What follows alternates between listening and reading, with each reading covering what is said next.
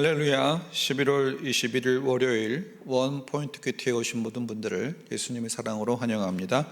오늘 우리에게 주시는 하나님의 말씀은 사무엘하 3장 12절에서 21절까지 말씀입니다.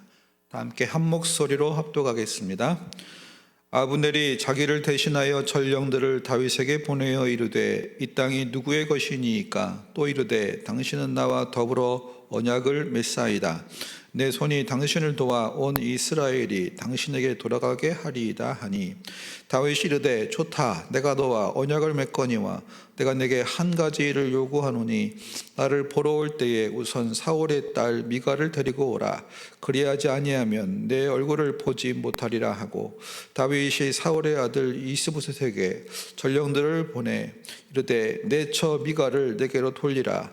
그는 내가 전에 블레셋 사람의 포피 100개로 나와 정원한 자니라 하니 이스보셋이 사람을 보내 그의 남편 라이스의 아들 발디엘에게서 그를 빼앗아오매 그의 남편이 그와 함께 오되 울며 바후림까지 따라왔더니 아브넬이 그에게 돌아가라 하매 돌아가니라. 아브넬이 이스라엘 성도들에게 말하여 이르되 너희가 여러 번 다윗을 너희의 임금으로 세우기를 구하였으니 이제 그대로 하라. 여호와께서 이미 다윗에 대하여 말씀하시기를 내가 내 종 다윗의 손으로 내 백성 이스라엘을 구원하여 블레셋 사람의 손과 모든 대적의 손에서 벗어나게 하리라 하셨음이니라 하고 아브넬이 또 베냐민 사람이 귀에 말하고 아브넬이 이스라엘과 베냐민의 온 집이 선하게 여기는 모든 것을 다윗의 귀에 말하려고 헤브론으로 가니라. 아브넬이 부하 20명과 더불어 헤브론에 이르러 다윗에게 나아가니 다윗이 아브넬과 그와 함께한 자들을 위하여 잔치를 배설하였더라. 아브넬이 다윗에게 말하되 내가 일어나 가서 온 이스라엘 무리를 내 주 왕의 앞에 모아 더불어 언약을 맺게 하고 마음에 원하시는 대로 모든 것을 다스리시게 하리이다 하니 이에 다윗이 아브넬을 보내매 그가 평안히 가니라. 아멘. 이 시간 아브넬의 계산이라는 제목으로 담임 목사님께서 큐티 인도하시겠습니다. 할렐루야. 자, 우리 인생에는 여러 가지 자기의 계산이 있는 사람이 많습니다. 자기의 입지, 또 출세, 자기 안전 보장. 아마 이건 본능적인 인간이 자기 방어 기제를 발현하는 태도라고 볼 수 있겠어요. 오늘 이 사무엘하에서 우리가 주목되는 인물이 아브넬입니다. 보시는 대로 아브넬은 이 이스보셋 북이스라엘의 군대 장관이에요. 실질적인 2인자 이상을 뛰어넘는 막강한 군권을 진 자로서 이스보셋을 흔들고 있는 걸 볼 수 있어요. 자, 그런데 하나님이 오늘 다윗의 집, 사울의 집 두 가운데서 하나님이 함께하는 것은 다윗의 집이었다.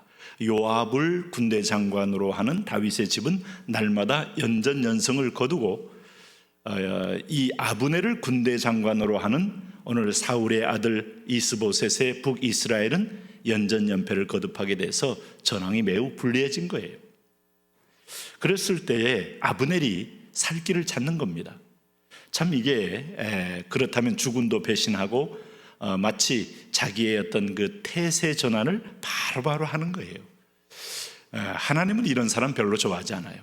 하나님은 신의를 지키고 어떤 면에서 믿음의 신의, 믿음의 의리, 믿음의 충성 다 보면 일관된 하나님에 대한 신실함의 태도예요. 여기 12절에 보면 아브넬이 다윗에게 찾아와서 협상합니다. 아브넬이 자기를 대신하여 전령들을 다윗에게 보내어 이르되 이 땅이 누구의 것이니까? 또 이르되 당신은 나와 더불어 언약을 맺사이다. 내 손이 당신을 도와 온 이스라엘이 당신에게 돌아가게 하리이다 하니 이것도 사실은 교만한 거예요.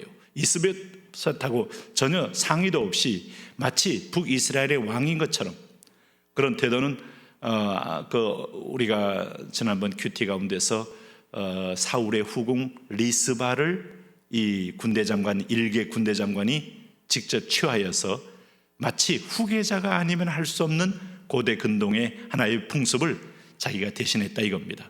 그러니 자기는 실질적인 북이스라엘의 왕이다 이겁니다. 이 말씀은 결코 과장이 아닌 것은 이스보셋도 아브넬의 말에 두려워 떨었다는 말이 3장 11절에 나오지 않습니까? 그만큼 막강한 권력을 지금 만끽하고 있는 권력의 아주 선봉에 위에 앉아 있는 그런 사람입니다. 그러니까 오늘 이제 전황이 불리해지자 오늘 다윗에게 사람을 보낸 거예요. 그래서 온 이스라엘이 당신에게 돌아가게 하리이다. 이 말은 당신을 통일 왕국의 왕으로 내가 만들어 주겠습니다. 이게 얼마나 교만한 얘기입니까? 사실은 이스라엘은 하나님이 통치하는 겁니다. 우리가 로마서 말씀을 굳이 인용하지 않더라도 권세는 위로부터 나지 않음이 없어요. 심지어 반장 선거도 또 동장 선거도 노예 임원도 마치 따놓은 당상처럼 여기는 거 하나님 그렇게까지 좌시 안 합니다. 모든 권세는 위로부터 나지 않음이 없나니, 그래서 임명권자가 따로 있다는 걸 알고 겸손하게 우리는 머리를 조아려 그분의 뜻을 기다려야 돼요. 근데 오늘 아브넬은 자신감을 넘어 자만심이 충만되어 있다는 걸 우리는 느끼게 돼요. 여기 13절에 이 아브넬이 보낸 신하들의 제안에 대하여 다윗은 이렇게 반응합니다. 다윗이 이르되 좋다. 내가 너와 언약을 맺거리와 내가 내게 한 가지 일을 요구하노니 나를 볼 때에 우선 사울의 딸 미가를 데리고 오라. 여기서 여러 가지를 생각하게 합니다. 다윗은 일단 화친을 맺으러 온 사람들하고 굳이 다윗은 적대관계를 취하지 않습니다. 그리고 이미 전황이 크게 승기를 잡은 상황이기 때문에 항복해 오는 듯한 이 태도에 대해서 굳이 피 흘릴 일리가 없죠. 동족에 대한 이 다윗의 품성도 그렇고 다윗의 신앙도 그래요. 근데 한 가지 조건을 내세우는 게, 첫 번째, 소년 다윗이 골리앗을 쓰러뜨리고 나서 사울왕의 선물로 받은 사울의 딸 미갈. 아마 여러 남자가 우는 걸 보니까 여기서 보면 두 가지 의미가 이제 묵상이 됩니다. 첫째는 여전히 다윗이 미갈을 사랑하고 있었다. 그때도 다윗이 미갈을 보낸 게 아니라 사울이 억지로 뺏어서 당시에 굉장히 유력자인 집안에 보낸 거 아니에요. 그러니 오늘 데리고 오라 한 이유는 마지막 첫사랑에 대한 그런 그 희구가 다윗의 마음속에 있었다라는 생각을 하게 됩니다. 두 번째는 실제로 오늘 미갈을 데리고 다시 돌아와 재결합을 하면 어떤 면에서 보면 북이스라엘의 11지파가 진짜 다윗이야말로 우리의 통일 왕국의 왕이다 하는 걸 인정하지 않겠느냐 하는 약간의 정략적 계산도 숨어 있는 것 아니냐 하는 거예요. 다윗은 그러고 보니까 멍한 사람은 아니에요. 자, 어쨌든 큰 대국에서 이 기회를 통해서 미갈을 데려오라고 합니다만은 여기 이제 드디어 아브넬이 이제 사울의 땅으로 돌아가서 오늘 이제 미갈을 찾아옵니다. 근데 재미있는 것은 여기 15절에 이스보셋이 사람을 보내 그의 남편 라이스의 아들 발디엘에게서 그를 빼앗아오매, 이거 왕을 시켜요. 그러니까 권력 위에 있는 거 맞죠? 그러고 나서 이제 미갈을 데리고 오니, 참 미갈은 무슨 생각인지 모르지만 왕의 명령이니까 자칫하면 집안이 멸문할 수 있으니까 16절에 그의 남편이 그와 함께 오되 울며 바울임까지 따라왔다. 이거 웬 또 다른 여러분 사랑의 극입니까? 근데 사실은 굳이 원칙을 얘기하자면 바울임은 자꾸 이렇게 왕의 명령에 따라 불가피하게 결혼했더라도 이 여인을 취해서는 안 될 그런 입장이죠. 이미 불의한 부당한 방법으로 뺏긴 거니까 다윗에게 돌아온다는 것은 다윗이 원할 때는 별 수 없이 줄 수밖에 없는데, 지금은 전세가 불안한 상황이기 때문에 안 줄 수가 없어요. 그래서 아브넬이 그에게 돌아가라 하며 영화의 한 장면처럼 느끼지 않습니까?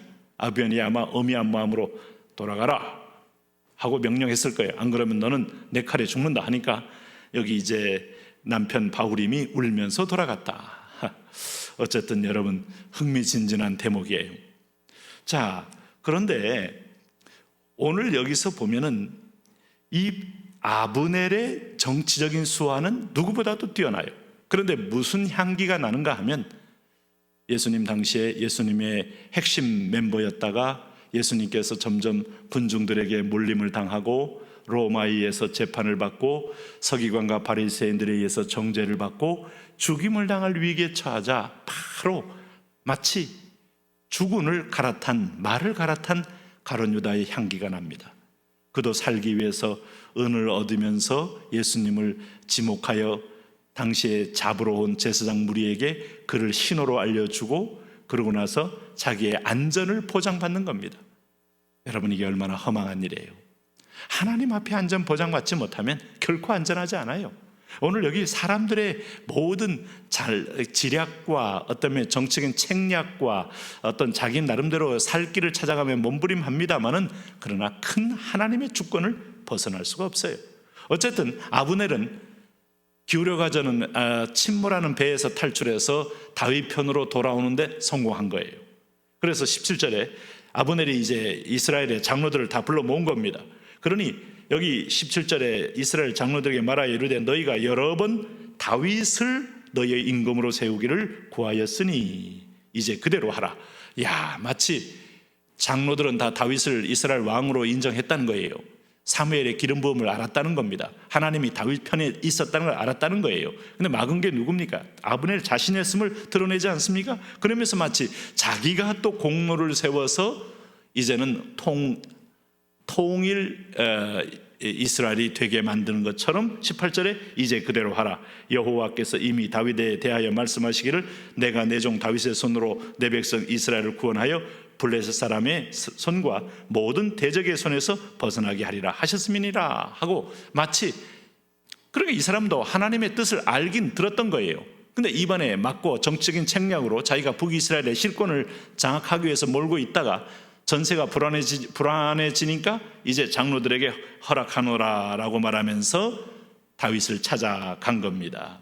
그래서 20절 보세요. 아브넬이 부하 20명과 더불어 헤브론에 이르러 다윗에게 나아가니 다윗이 아브넬과 그와 함께한 사람을 위하여 잔치를 베풀었더라.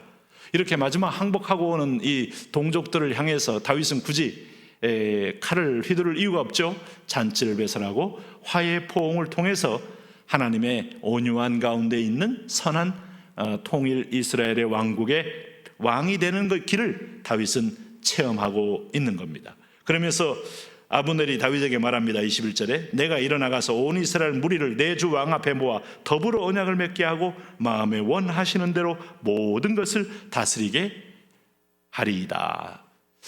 다윗은 순수한데 아브넬은 얼마나 약간 야비하고 배신을 밥 먹듯이 하고 오늘 상황에 따라서 처세를 얼마나 자주 바꿉니까? 그러면서도 하나님은 이런 야비한 사람을 하나님 나라 통일 왕국에 사용하고 있다는 사실이에요. 우리는 그러면서 하나님은 각자의 잘못에 대한 또 형벌과 심판은 동일하게 역사 속에 진행된다는 것도 잊지 말아야 합니다.